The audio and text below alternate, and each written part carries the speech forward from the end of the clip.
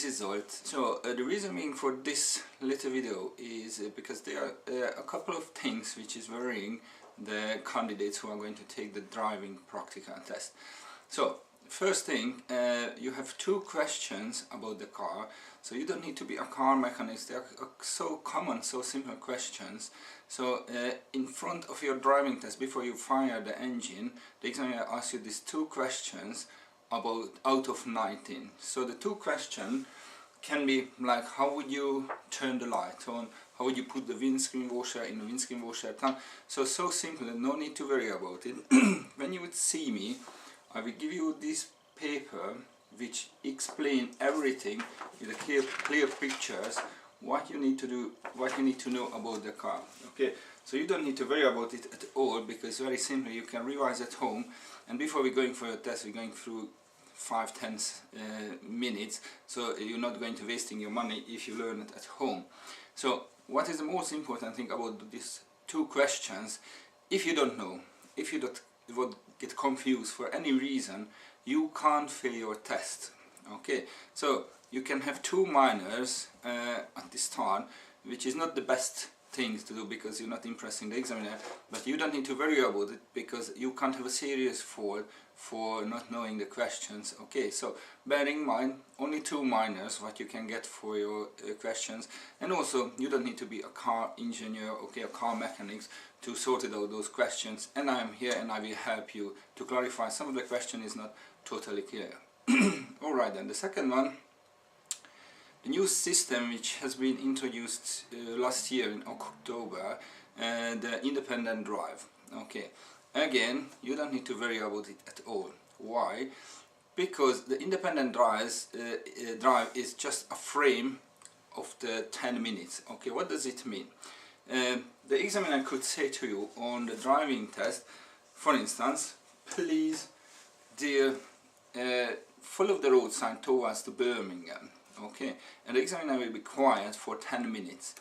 Anyway, if you miss the direction, okay, because you need to follow the direction, so the road signs, if you miss them or you turn in the wrong road, you're taking the wrong exit at the roundabout, you can't be penalized. Okay, so it's very important, you won't have any minors at all as long as you drive safely. So it's very important, the frame is assessing you how you drive independently, because in the real life we can miss the direction, we can get lost, so it's not a major problem as long as you drive safely. If you miss the exit, if you missed the direction, okay, the examiner will help you. They will say, okay, we missed the exit or we missed the road where we should turn, so don't worry about it, I guide you back and you can follow the road sign again. So it's very important, don't be stressed about it because it's simple and very easy. Okay, the second version, because there is two versions of independent drive. One is, like I said, excuse me, following the road sign. The second one is following the diagram. Okay, so on the test the examiner could ask you, please pull over in a place, and afterwards the examiner will open his or her file folder and will show you this kind of diagram.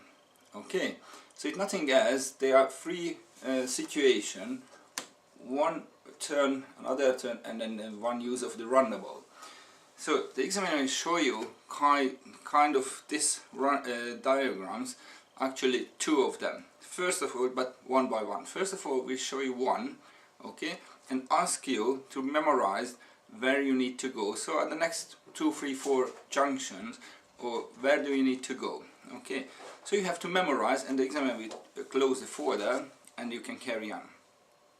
Again, what is very important, if you missed it, if you forgotten, you can ask the examiner, am I need to turn right here or do I need to go that way?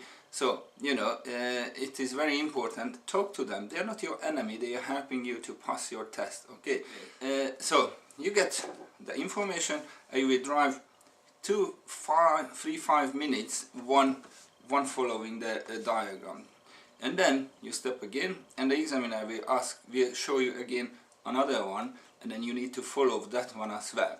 Because in 10 minutes you can't just spend with 2, 3, 4 junctions, so that's why the examiners will give you another one, so you would definitely do this one. But like I said, two versions, one of them is following the road sign for 10 minutes independently, or having this kind of diagram and then you need to follow the road sign. But again, please don't be aware of it, don't be worried about it, because you won't fail the test. You cannot have neither minor, okay, if you're not following the direction, if you forgotten the direction, if you miss the sign, okay, as long as you drive safely, that's the key word, you will be absolutely fine. So I think this makes it a little bit easier, the driving test, because before 1st of October last year this system wasn't involved in the test, but at that time the candidates should be done